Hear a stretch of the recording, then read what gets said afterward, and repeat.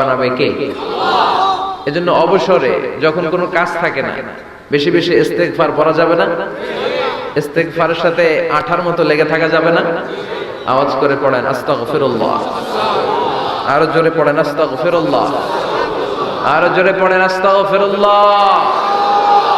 যাদের হৃদয়ে আছে আল্লাহর ভয়, তারা কভু পথ ভুলে যায় না। আল্লাহর প্রেম ছাড়া এই দুনিয়ায় কারো কাছে কোনো কিছু চায় না। রাতের আধার